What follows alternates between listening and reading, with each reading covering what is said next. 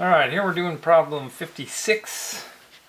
In 56, you have a 65 kilogram cheerleader standing on a spring. We're going to call it like a spring scale right here. Alright, and the cheerleader stands on the spring scale here. We know it compresses by 5.5 centimeters. So, if we do this, we can do this as a free body diagram. We have the force of the spring is equal to mg. And so we do our F net y, force of the spring minus mg, and we replace F net y with 0 because the cheerleader is not accelerating, and you can say that spring force is equal to mg. We replace the spring force with minus kx is equal to mg, or what we're going to try to figure out is what k is, so we're going to take this and make it minus mg over x. Okay, but remember we have positive up, so our x is going to go in as a negative value because it's being compressed. So we're going to get k is equal to, well, the mass is 65, so it's going to be 65 times 9.8, that's all negative,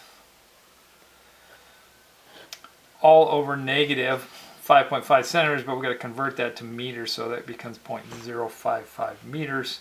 And you solve for what the spring constant is. And the spring constant is 11,581 newtons per meter. Notice I'm keeping a lot of sig figs because this is not the final answer. The final answer, we want to figure out what is the mass of the second cheerleader.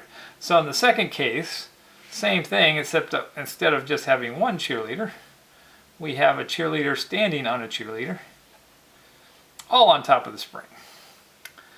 Okay.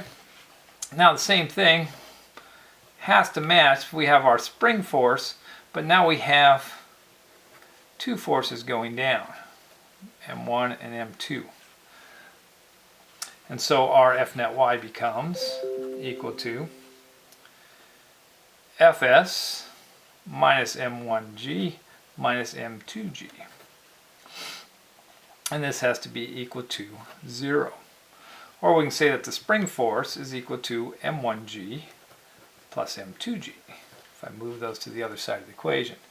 Well, this is minus kx, and I'm going to move M1g over here too because we want to solve for M2. And I divide everything by g, and I'm going to get M2 is equal to minus kx minus M1g all over g. Alright, and when I do this, I now know all these values here. I can solve for M2. So M2 is going to be equal to negative K, which is 11,581. X, remember, is negative because it's being compressed. And we got to look, this is 5.5 and an additional 4.5. So it's actually 10 centimeters or 0.1 meters that's compressed. And this is a negative value. And then we have minus M1g, which is 65 times 9.8, and all that over 9.8, and we get the mass is equal to, let me grab my calculator, and we get that